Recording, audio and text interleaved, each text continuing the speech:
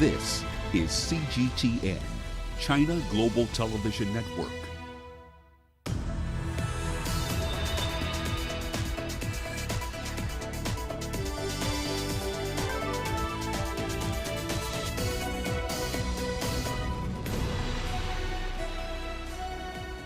Hello there, welcome to this edition of Global Business Africa. In the course of the hour, we'll run through the business news stories you need to know about from the continent and beyond. But first, a run through the markets. Let's start with some results that came out after the markets in East Africa had closed. In Kenya, the largest bank by assets, KCB, released its full-year results for 2020. As expected, it's a reflection of the economic damage inflicted by the pandemic across the East African markets it operates in, particularly in Kenya. Its loan book was up 14% in the course of the year, but its non-performing loans ratio was an eye-watering 14.7%.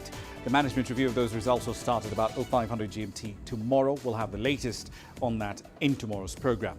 In the US, the Nasdaq Composite, the S&P 500, both lower in early trade. The Dow Jones Industrial Average, however, was up by about 0.2% just after 1700 GMT. Here's what's coming up tonight. Africa plans to have a green pass to ease travel during the pandemic. We'll explore the potential benefits to the continent's battered tourism sector.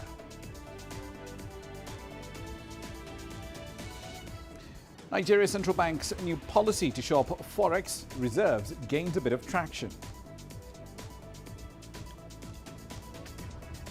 And China and the United States are preparing for the first major bilateral talks under President Joe Biden.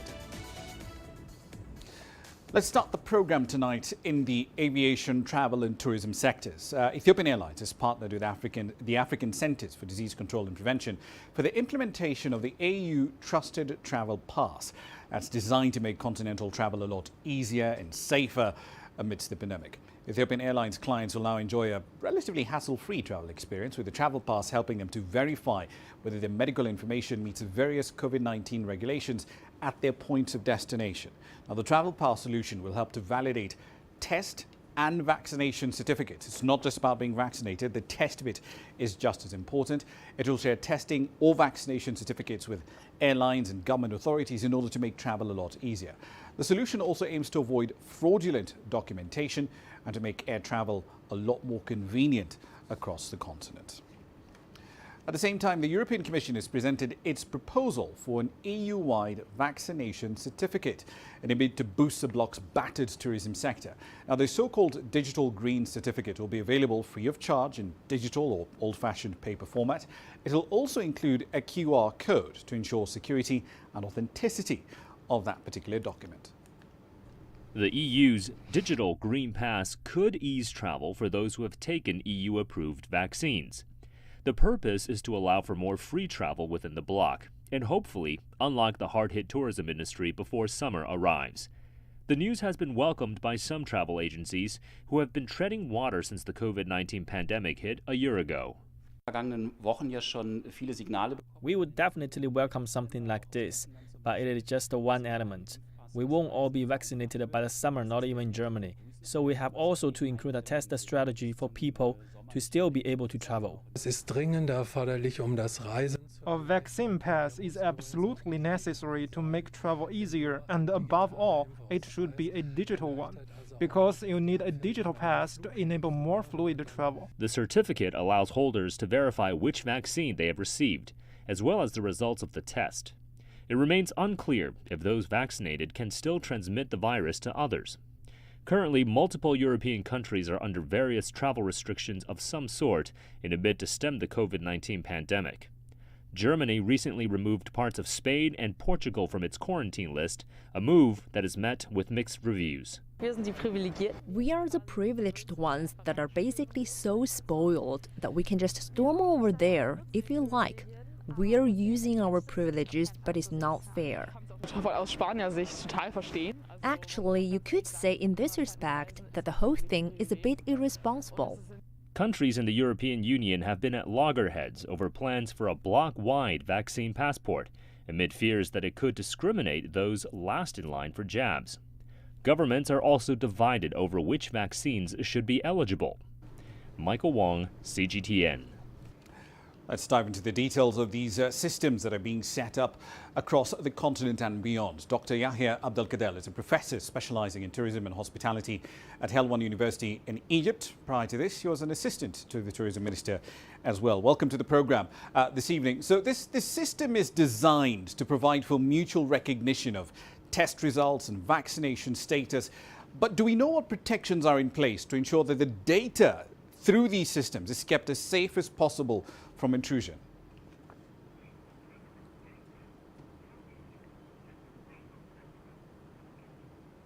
Well, actually, this system, we look forward that it will be like soundproof, but there's still, like a chance, like for leakage, as you know. So this system is reliable and convenient, and is going to provide travel services for passengers on airlines, which is going to make it enhance it safer, easier, and accessible and convenient, at least at 85%, like solid, because, these travelers is going to go through international airlines, hotels, resort, cruise passengers, and is going to go through borders authorities as well. And, from time to time, this compromise with the systems, as we know, like any system is exposed from time to violations. But the Ethiopian Airlines, is conducting, like an aggressive policy toward promoting its tourist facilities and destination. That's why it is joining the African Union CDC to validate and make sure that passengers will have, like the trusted travel pass that will guarantee that they will drive safely, conveniently, and accessibly through Africa and to the continent and to the Americas as well. So plenty of other countries, of course, also looking at similar solutions for their vaccine passports, including key source markets like the UK, Germany, the Russians as well. But this system that we're putting in place with Africa CDC, is it going to be able to exchange data with other health systems in these markets? And if so, are there certain conditions that have to be met before that can happen?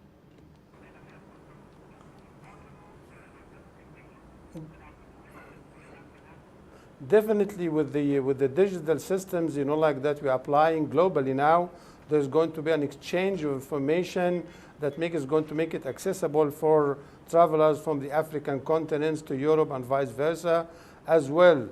Like the IATA is enforcing now, kindly launching the COVID immunity passport, where we have countries like Germany, Italy, Britain, USA, Chile. They are joining this identity passport for COVID that's going to make it available for passengers to drive peacefully, and will have less restrictions, revive world economy, and they can attend concerts and sports and events. That's the point, is going to be working globally between Africa and Europe and the Americas as well.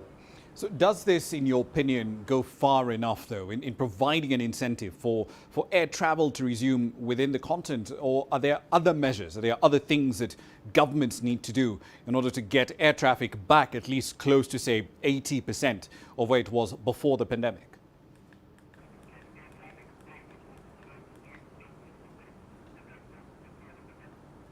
Yes, definitely. Like the new system that's associated with the Ethiopian Airlines and other national carriers in the African continent is going to make it convenient, easier, and healthier and safer for travelers to guarantee and validate their vaccination documents and certificates, and is going to be accessible on board authorities while they travel within the continent or outbound of the continent. And this is going to generate tourism. Look at Spain now. They have like overbooking like in Mallorca and demand. Look at the Red Sea region, like for Egypt from Taba all the way to Marsa Alam. Look at the Mauritius, it's ranking 54 on the Travel and Tourism Competitiveness Report, as well as South Africa, Seychelles, Egypt, and Morocco. So the African continent, from its MENA part, Middle East and North Africa, and the Sub-Saharan is doing well, and inshallah they are going to reactivate and like have an influx of travel as soon as, because we have all these vaccination now, all the way from Moscow to Brazil, and the whole world is vaccinating its citizens and visitors. So Africa is going to be accessible and a safe and secure place for travelers in and out, inshallah. Indeed. Dr. Yahya Abdel Kadel, thank you very much for your time this evening. Now, let's get back into the business of capital markets. The operator of South Africa's main stock exchange is seeking opportunities for growth in Asia as it's looking to address market concentration on the bourse and a dwindling number of listed companies. Hong Kong, Japan, Singapore and China among the markets as the JSE is exploring to improve a trend that saw 20 companies delist just last year. From Johannesburg, here's Sumitra Naidu. Despite the chaos caused by COVID, the JSE enjoyed a strong performance in 2020. The volatility led to record trading volumes. Net profits for the first half year were up 22%, but there were over 20 delistings in the year. The JSE is now exploring ways of improving inward investment, and it's looking to Asia. The JSE market already has some significant level of global participation, and we've seen that sort of steady interest over the years. However, we definitely have had very limited activity from Asia. And one of the things we're trying to do is sort of drive up interest in that space. But it may take time and some convincing. Asia has 4 of the top 10 exchanges in the world. Japan comes in second after the US, followed by Hong Kong, Shanghai and Shenzhen in China. It's absolutely critical that we pick the right partners and the right providers in this space. We've already made some really good headway with the Shanghai Exchange through their data subsidiary, the CIS. We've signed a cooperation agreement with them last year, which really gives them the license and the right to distribute our live market data to their network. China's stock market capitalization is sitting at a record $10 trillion. Investors are drawn to the Asian giant, confident of strong returns. Last year, the JSE listed its first China ETF, giving South Africans a taste of the Chinese economy. The Asian market, we think, is a massive untapped potential, and there's a few things that drive that. We've seen many of our global exchange peers targeting investors in Asia. We've also seen, obviously, the ongoing growth of the Asian investor and the amount of investment interest. We do think that there's a significant interest in Africa and South Africa in particular, given some of our resource-heavy opportunities. Investors looking for Southeast Asia exposure may have to contend with Naspers, which holds a 34% stake in Chinese gaming company Tencent, until the JSE brings on some new listings. Sumitra Naidu, CGTN, Johannesburg, South Africa.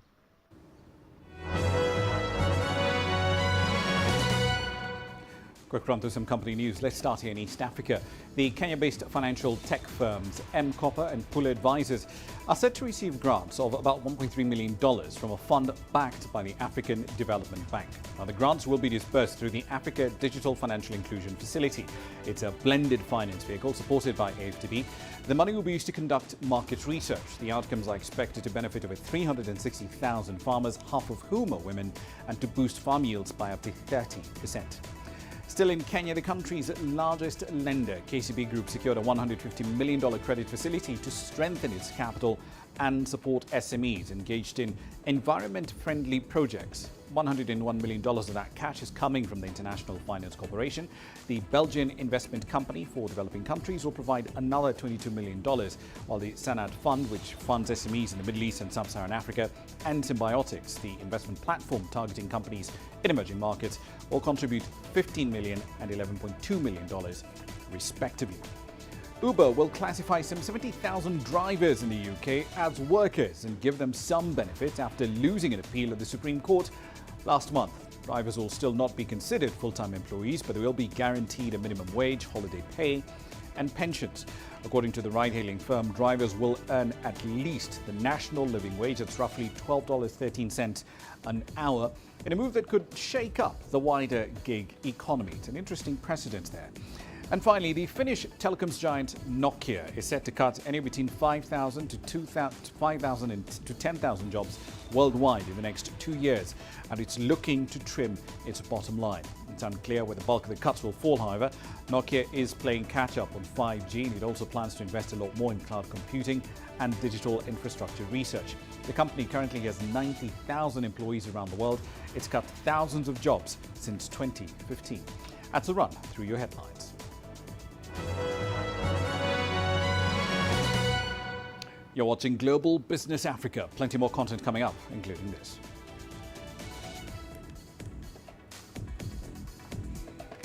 Headline inflation in Nigeria spikes to a 4-year high as food prices go up by more than 20% in the last 12 months.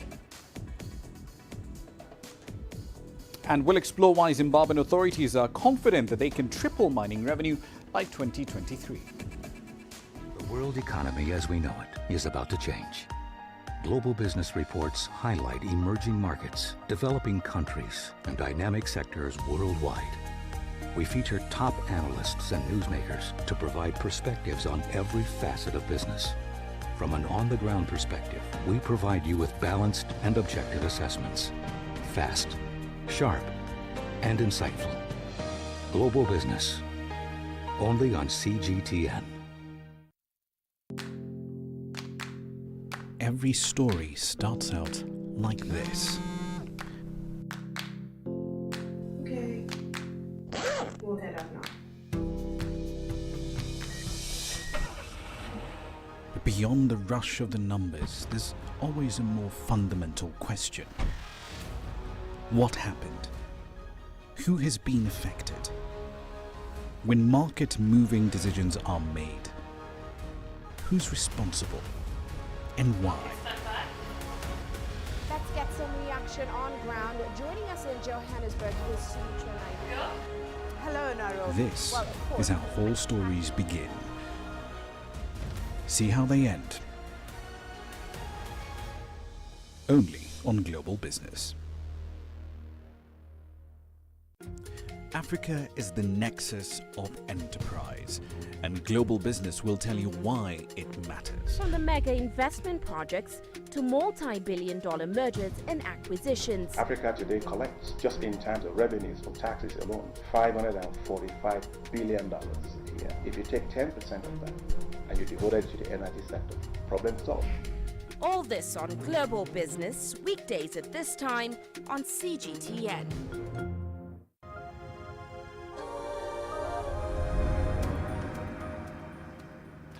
Welcome back to the program. Let's head over to West Africa. Inflation in Nigeria is now at a 4-year high as food prices jump by more than 20% in the month of February. Now, the rising cost of living is just adding to the financial pressure on a population that's already struggling with a shrinking labour market, unemployment is over 33%, and a stagnant economy that's only forecast to grow by less than 2% this year. CGTN's Kelechi Emekalam has the latest from Abuja. Nigeria's inflation has been rising steadily over the last 3 years. The nation's Bureau of Statistics puts the latest figure at 17.33%, a 0.86% increase from the previous rate. The last time the nation recorded an inflation rate this high was in February 2017 at 17.78%. The current inflation rate of Nigeria should worry not only Nigerians, but worry the whole world, considering the fact that Nigeria is supposed to be the largest economy in Africa.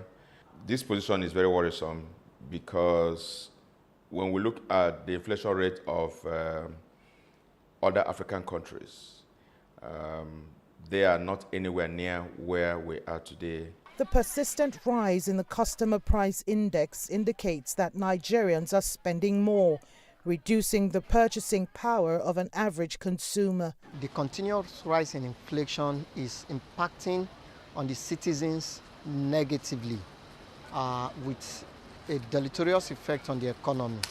One, it means that the citizens have to spend more to get to purchase goods and services. That means that Nigerians have to spend more getting little food. That means the issue of food insecurity will be aggravated, and Nigerians will be subjected to more hardship and deprivation. Food inflation jumped to 21.79% from 20.57%. Insecurity, especially in the country's northern region, has disrupted farming activities. The economic impact of the COVID-19 pandemic is still being felt, all backed up by weak fiscal policies. The level of insecurity in the country is so much that to even the movement of goods from one part of the country to another has become impossible, creating a big gap in the supply chain, and as a result, forcing the prices of goods to go up. And beyond also the issue of insecurity, like we mentioned, is also government policies around foreign exchange, because we also know that most of the goods we consume are imported, and at what rate? At higher dollar rates. Economic watchers project that inflation could get worse in the coming months if real interventions don't happen soon. We need to also do everything to ensure that we continue to manufacture locally, because you can see that the manufacturing sector is going down every day, and we need to reactivate the sector so that when we have many areas where factories are established, producing again and producing even up to half of their capacity, we're going to be having enough goods and services for the market. When competition continues to exist, you see that prices will be forced down. Experts advise government to consolidate on policies that would help strengthen local currency, the naira, as well as tackle insecurity. This would enable farming communities resume activities, boost local production, and ultimately cut down on imports. Kelechi Emekalam, CGTN Abuja, Nigeria. So let's explore the macroeconomic issues that Nigeria will be dealing with ahead of its Monetary Policy Committee meeting next week, Monday. Deji Badmus joins us now live from Lagos. He's got more data on this particular story. So, Deji, what are the general expectations that we're looking at in Nigeria ahead of the next MPC meeting?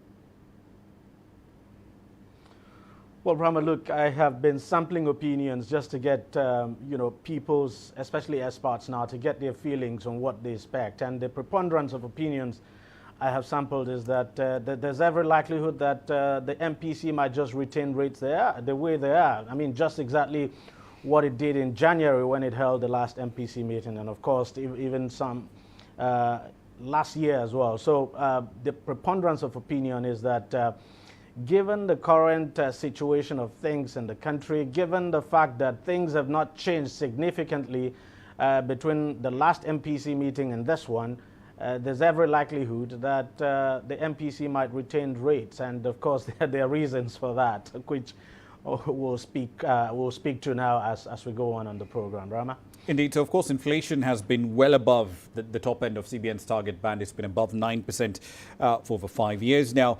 But the CBN's stance in raising rates this time round has been relatively dovish, because back in 2016 it was a very different affair. We saw rates going up from around 9% all the way to 18% in very short order. So why not raise rates now? What's different? Well, the CBN will be very quick to tell you that, look, back in 2016, inflation was not as high as 17.3%.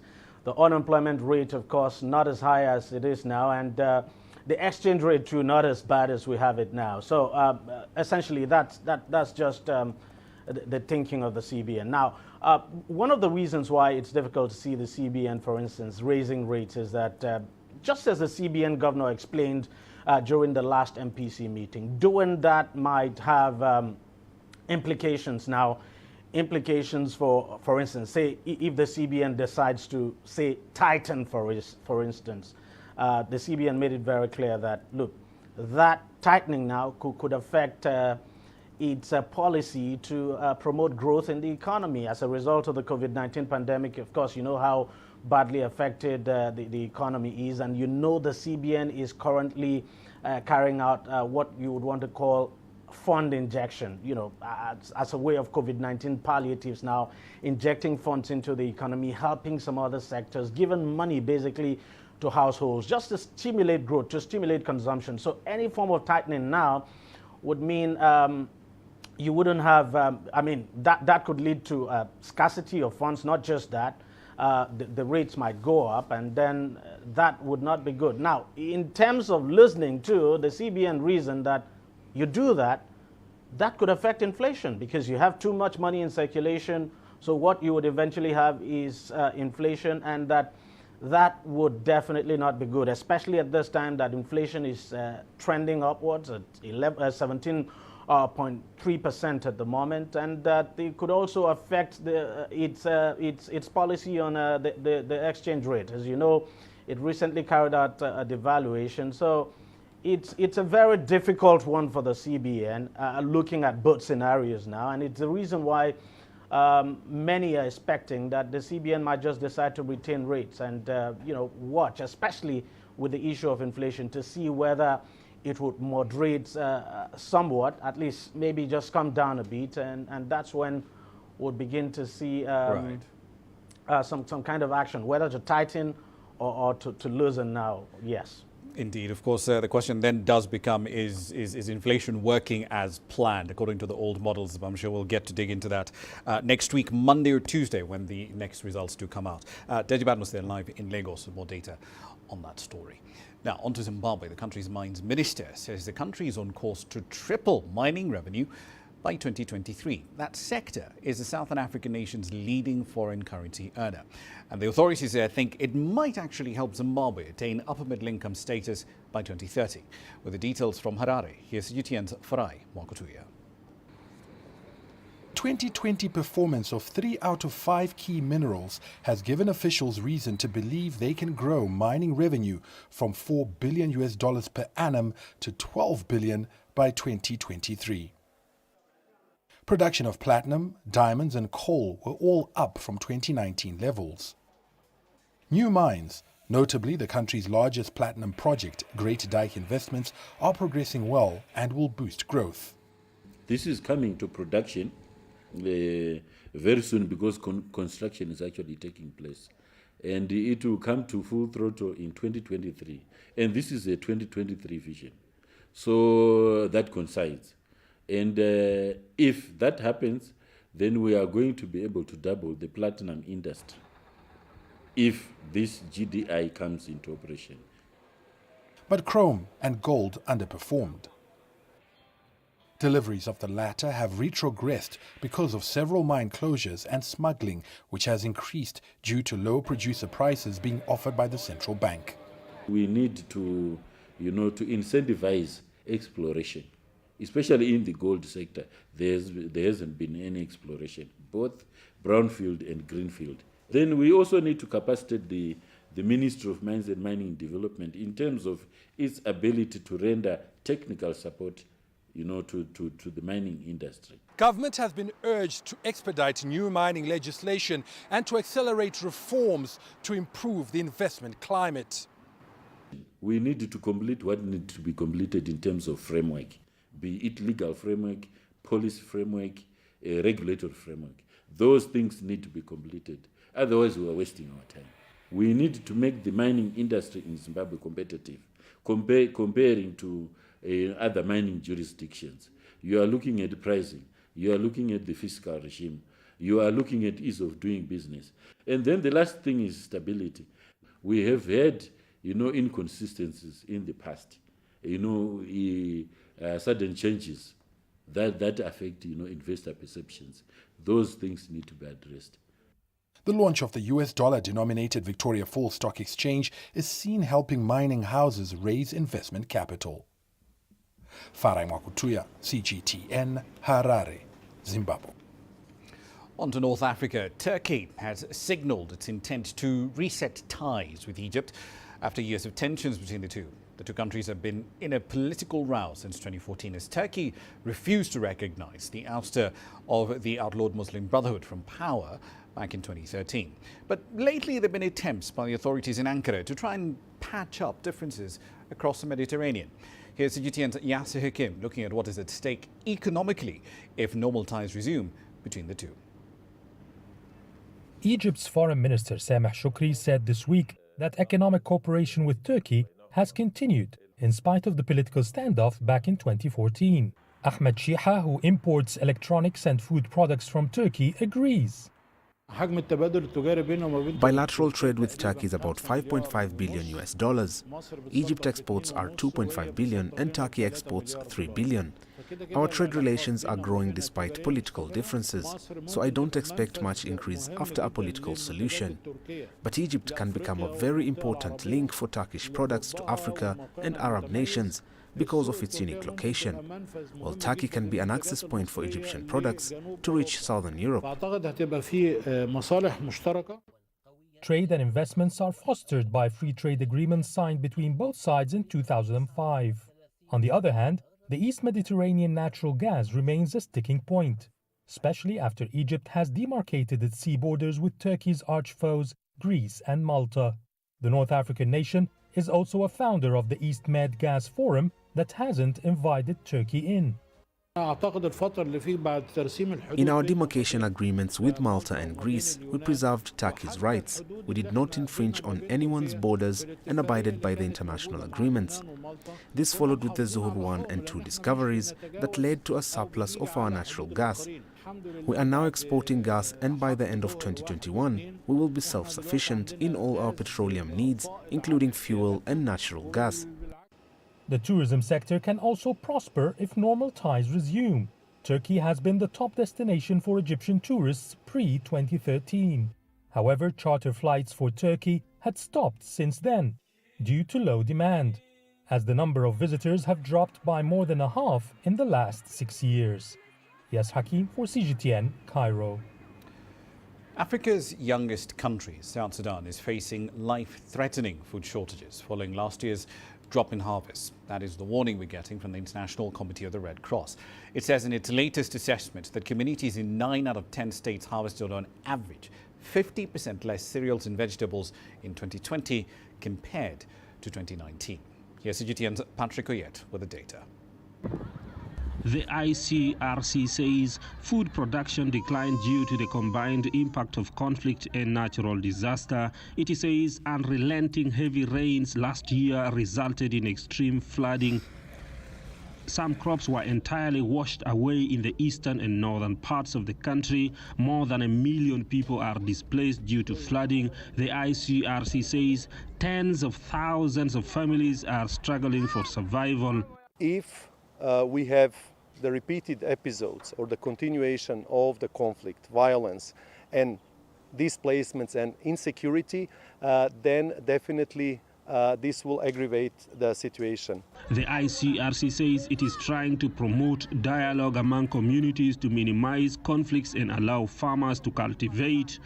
Another rainy season is expected to begin in April, meaning if flooding continues, then more people could be displaced and will be entirely reliant on food aid. South Sudan's economy is also feeling the effects of the COVID-19 pandemic. There is hyperinflation and the government has not been able to pay civil servants for the past 8 months. However, it says it is working to address the situation. This is actually a time we can tell them that, look, the government with the international community are really caring and have started addressing, part of the challenges they are meeting. The ICRC says it is providing farm tools and seeds to communities where conflicts have reduced, so they transition from depending on aid to producing their own food. But in the short term, tens of thousands are at risk of hunger. Patrick Oyet, CGTN, Juba, South Sudan. You're watching Global Business Africa. Time for a short break. Here's what's coming up.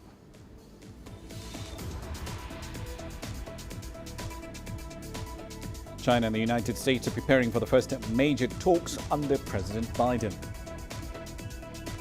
And working and living in one building is gaining a fair bit of traction in Dubai amidst the pandemic.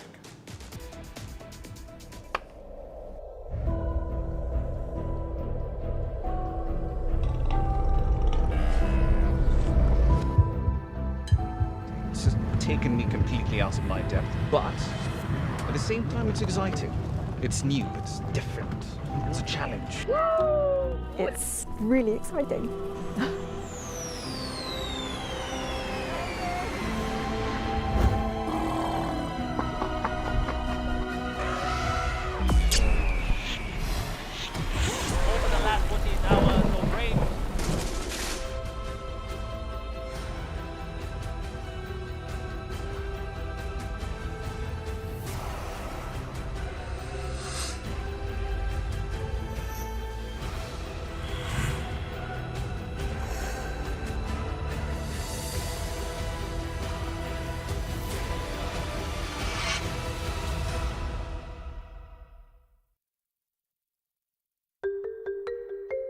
How will your world change today?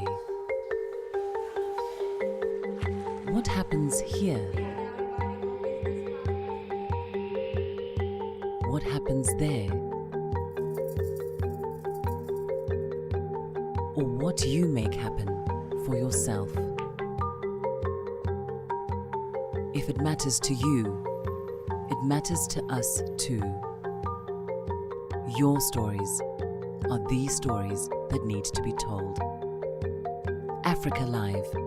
Find your voice.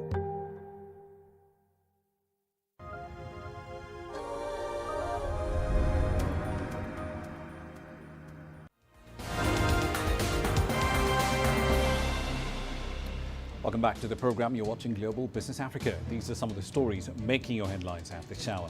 An ambush has left at least 33 soldiers dead in Mali. Around 14 soldiers are also injured in that attack.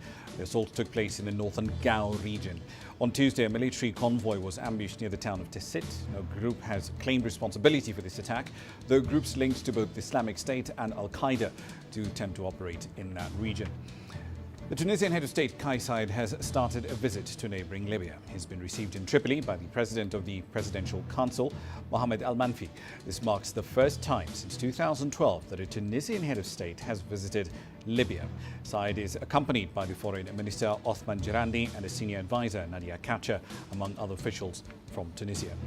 In East Africa, Kenya's judiciary has dismissed a case that was looking to legalise female genital mutilation among adult women. In delivering the ruling, the judges said that one cannot choose to bring harm upon oneself. It's a ruling that was relayed through video link from a court on the outskirts of the Kenyan capital, Nairobi.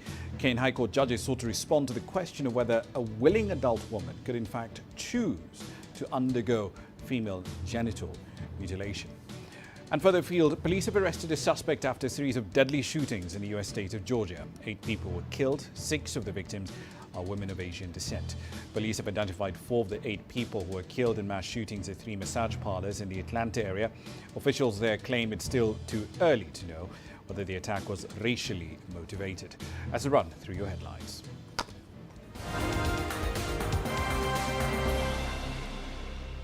On to matters further afield now. The United States and China are setting vastly different expectations for the first high-level meeting under the Biden administration. These talks are set to start on the 18th of March in the American city of Anchorage, just below the Arctic Circle and the state of Alaska. This isolated location may seem like an odd place for such a meeting to take place, but CGTN's Nathan King finds out why it was chosen as the host city. It's a light dusting, is it? It is a light dusting. Former Alaska Governor Bill Walker knows quite a bit about freezing weather. Oh, you know, from Valdez, we'll get 4 feet at a time. 4 feet? But like many others here this week, the governor wants to see a thaw in U.S. China relations after the deep freeze of the last few years. I'm hopeful from the standpoint, I think that there are some issues that they need to resolve that are well outside the area of trade. And I think they're going to start with that. Planned meetings here, led by U.S. Secretary of State Antony Blinken and China's most senior diplomat and Politburo member Yang Jiechi, are being called a one-off by the White House. Joined by new U.S. National Security Advisor Jake Sullivan and China's Foreign Minister Wang Yi, this high-level meeting will occur here in Anchorage, roughly halfway between Washington and Beijing. It's a sub-zero scene reflecting where the relationship has been, but Alaska is also an epicenter for issues the two powers need to work on, like climate change and commerce. China is our largest trade partner. They have been for 13 years, and largely with seafood, oil. The amount of oil that's shipped from Alaska to China has doubled from 2019 to 2020. So we have a lot of Asia is our market. This meeting on the ice will happen after U.S. officials have met with Asian allies Japan and the Republic of Korea. Bill Walker was governor the last time leading Chinese officials visited the Arctic state. He hosted Xi Jinping and his delegation after they had just held their first summit with then President Donald Trump at Mar-a-Lago. Since then, the U.S.-China relationship has chilled, and while the U.S. criticizes China on human rights from Hong Kong to Xinjiang, U.S. political divisions and violence have tarnished Washington's image abroad. This independent-minded former governor is pushing to change that. It does have a negative impact, and I'm all about jobs, I'm all about creating infrastructure and developing our resources responsibly. And it's hard to do that if there's too much partisanship associated. You know, the economy should not be a partisan issue. You know, healthcare, I've always said, should not be a partisan issue. So there are certain things that just should be, you search for the right answer. Well, we don't expect all issues to be solved, of course, in just this one meeting. What we're looking for is some sort of cooperation on the big issues like commerce, climate and COVID, rather than the divisions we've seen over the past few years. Nathan King, CGTN, Anchorage, Alaska. The China-EU investment agreement has gone through 7 years of negotiations, but it's finally taking shape. As both sides iron out the remaining details, the pact is expected to bring some longed-for stability amidst the current turbulent conditions in the global economy. With the details, here's CGTN's Sun Ye. While growth remained murky across the globe, the European Union said China-EU investment agreement is bringing increased legal certainty with China, its key trading partner, and the economy that EU judges to be responsible for 30% of global growth in the next 5 years. Experts say the agreement is delivering some much-needed stability for both sides. Today, when we look at the global situation, we are at a very critical point, the global economy. Because of the COVID-19, of course, you know that the recession is coming. With this agreement, they send out very positive messages to the world that both sides will adhere to the open economy of on the global scale. The agreement grants generous market access for European companies in China, from manufacturing and the automotive industries to financial and health services. But the area to experience the first and biggest dose of tonic could be all things green. From Chinese perspective, the digital transformation, green transformation has also very clearly mapped in our long-term vision. The same trend also happened in EU side. That is why last year we established the new dialogue mechanism on high level, that is a green dialogue and the digital dialogue.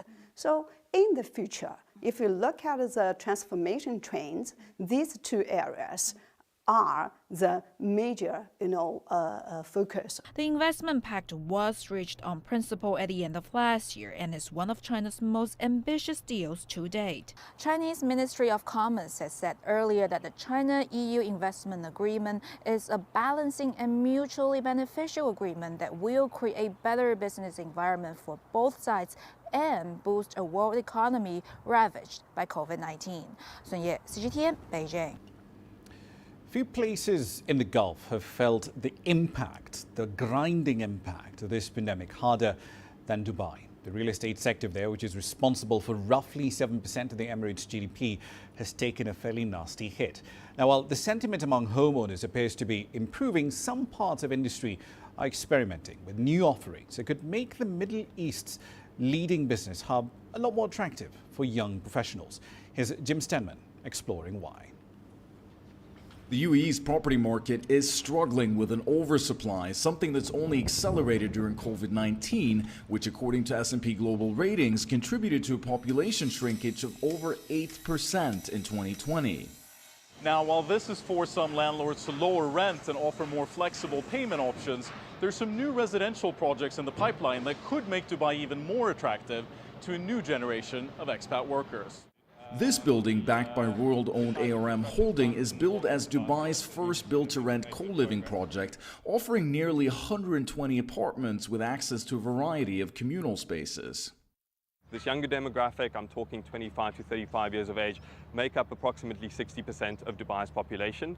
We know from the government's vision and their initiatives that they're trying to attract the top talent to Dubai to come and work from here. But many transient expats crave more flexible accommodation and being part of a community, especially in a place where losing one's job makes it difficult to stay in the country. Adding to this, rent is paid several months in advance, often excluding those without significant upfront cash. When you look at Hive, we don't have brokerage commission, we don't have utility deposits upfront, and our rental is strictly payable on a monthly basis. Co-living spaces is a great product for Dubai. But obviously, in the context of COVID-19, it also makes an awful lot of sense. There's a huge debate at the moment globally about whether we're all going to return to our offices. And while co-living may be new to the region, it's already won over people like London resident Paolo, who's worked remotely from the UAE for over 2 months now. This is my station, iPad, laptop, external monitor. I think it's got legs. I think it's a great option, and I think it's very attractive. You can be extremely efficient. You don't have commute time, right? And everything is in the same building.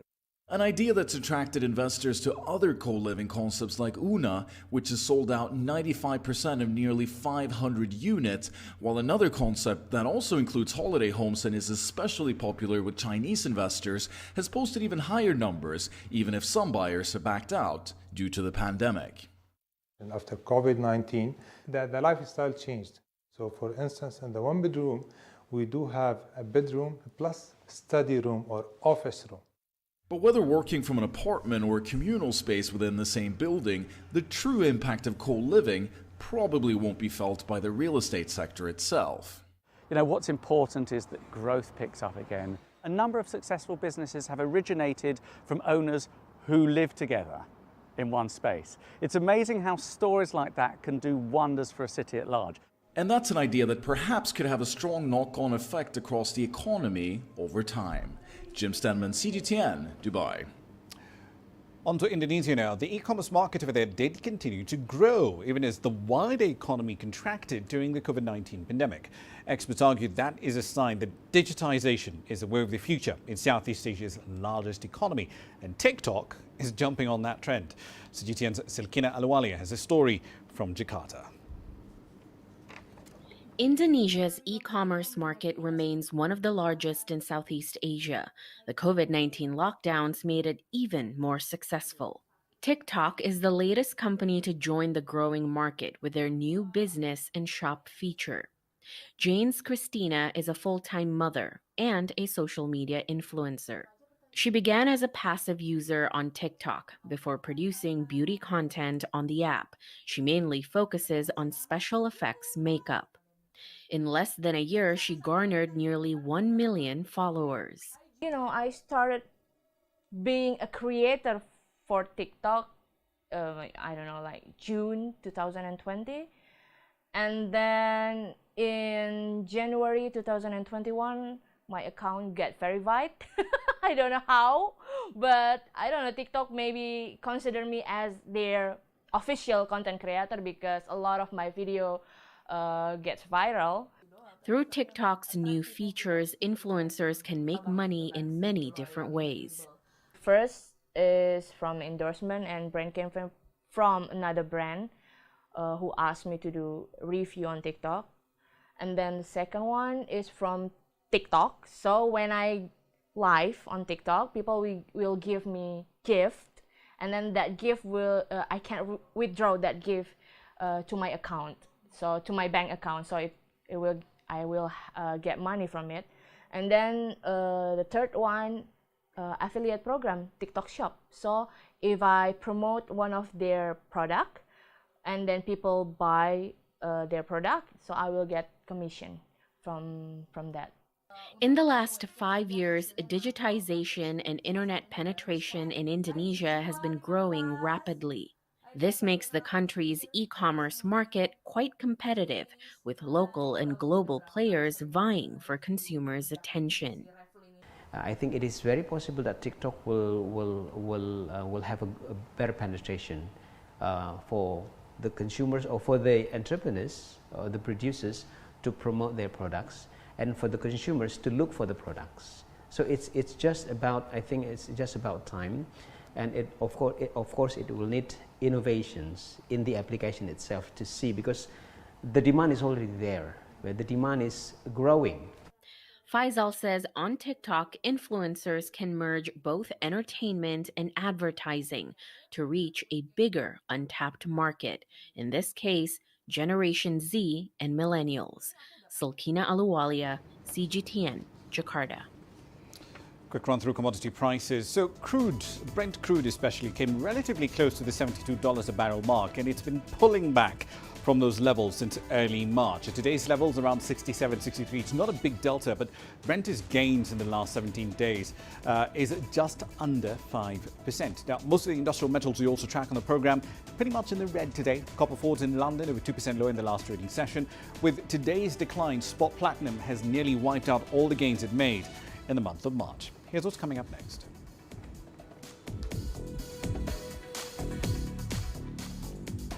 We'll be focusing on skills transfer when we come back. A Kenyan entrepreneur set up a thriving factory after training in China.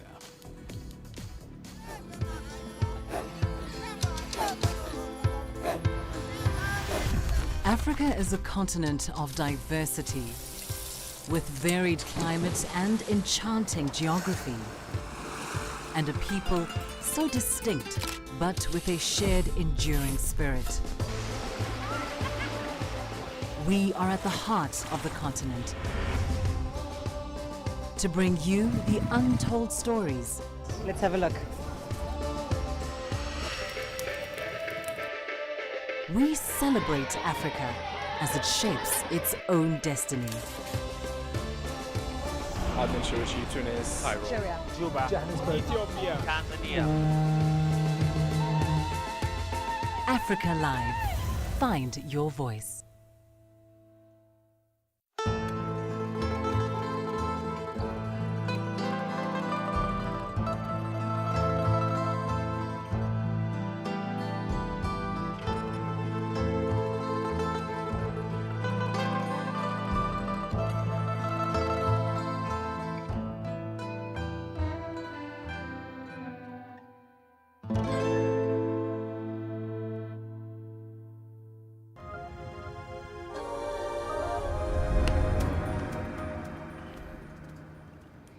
Welcome back to the program. Now, the transfer of knowledge from China to economies on the continent is becoming a lot more evident wherever you look in Africa. In Kenya, for instance, entrepreneurs who obtained the training in China have come back and they've been able to set up small-scale plants, employing over 30 locals and improving the livelihoods of many in the process. Here's CGTN's Daniel Arap Moy with his story on grassroots. This is Nambola General Traders, located approximately 420 kilometers west of the Kenyan capital, Nairobi. The small-scale plant specializes in manufacturing nails, barbed wire, and chain-link fences. Stephen Obeo is the managing director of the company, founded in 2019. Obeo, just like many other entrepreneurs, gained his skills from China after attending a training session in manufacturing in China's Guangzhou city. After his successful training in China, Obeo returned home in Siaya and immediately put his skills to use. With machines imported from China, Obeo opened this manufacturing plant in Kenya's western county of Siaya. I grew in the sector of the Juakali sector, the informal sector of Juakali. I'm a fabricator by profession. Or at one time, took my time, went to Guangzhou in China for Canton Fair. That is where I acquired this idea of setting up my own factory, which has been my long-term dream. Obeo admits his business fits within reach of the populace, with affordable prices tailored to accommodate all customers. Our products are the best because we have captured the market. The market, and nobody is complaining about our products. Nambola General Traders has taken its place as one of the leading names in the business, increasing its production capacity and transactional volume day after day. The company has become the leader of the sector with its huge production capacity, thanks to their affordable machines imported from China, installed at the company's own plant. China machines are very cheap and they're very efficient. Because you can see our production with one machines that we're having, we are able to produce good quantity and also good quality of the products. The company currently employs 30 people directly, producing 17 rolls of barbed wire in one shift, 20 bags of nails, and 36 feet chain links. But the manufacturing firm still faces major financial constraints since they have to import their raw materials from China, which they say is time-consuming. But with availability of funds and investors in the sector, the company hopes to register better returns. Daniel Arab Moi, CGTN, Siaya County, Western Kenya. On to Egypt now, where a designer's developed a biodegradable material using eggshells and nuts. Now, the material apparently can be used to make countertops, decorative bowls and colourful stones for jewellery too. Here's CGTN's Beryl Oro with the details. Rania El Kala uses egg and nut shells to create biodegradable material. Rania developed the material as part of her research for a master's degree at the German university in Cairo. Her father also had a role to play in her innovation. I got the idea from my father, who used to bring nuts, and we crack them right before we eat them in order to have them fresh. We always try to use organic and healthy food. I saw how difficult it was for him to crack the shells. Most of the nut fruit consists of shells, especially coconut. 67% of it is the shell. It is very hard, and I was astonished that it looks like wood. Why is no one using it? It is a waste. Rania begins by grinding shells into powder. She then heats the powder so that it can be later used to create different products. No one ever believed that this material is made of egg and nut shells. Everyone was surprised. I think it is ingenious, and I think this is the future. In addition to making biodegradable material, Rania also makes commercial items such as jewelry, consumable goods, and furniture, among others. We have this material which I use to make my earring. This is how it looks like before making the final product. Before we cut it, the sheet looks like this. There are other materials that look like this, referring to medium-sized tile. I shape it just as I like to make this final product. I did not want the project to stop only at making material that is biodegradable, but I wanted to make it more commercial and to deliver this material to anyone who wants to use it. I try to use it in making furniture, lighting, consumable goods like combs or watches. I also partner up with other people, so it's not only me who is making the products. I can be a material supplier to anyone who wants to use this material for their projects. I can customize it. I can make it hard, soft, according to the color I want, or transparent. As the world shifts to more environmentally friendly options, Rania hopes her biodegradable material will inspire Egyptians to think of better ways of conserving the environment. Beryl Oro, CGTN. Right, then a quick run through the currencies for you. Of course, the chair of the Federal Reserve, Jerome Powell, has been speaking in the last hour, covering everything from inflation expectations, how far out is willing to actually forecast rate perception, essentially the rate trajectory, and how willing, of course, the Fed is willing to stick to that, plus, of course, comments around inflation and unemployment rates as well. It will be interesting, though, to see how the EM side of things does respond to the comments he's making at this hour. As far as the rand is concerned, it's actually been about 1.24% weaker so far in the year. It's been steadily clawing back gains against the dollar from early March lows of around 15.54. But will those gains remain after the chairman's comments today? We'll find out and update you tomorrow right here on Global Business. But for the time being, that's it for this edition of the program. Thank you very much for your. I'd like to hear your thoughts on the content you've had on this program in the last hour. Anyways, you get your thoughts back to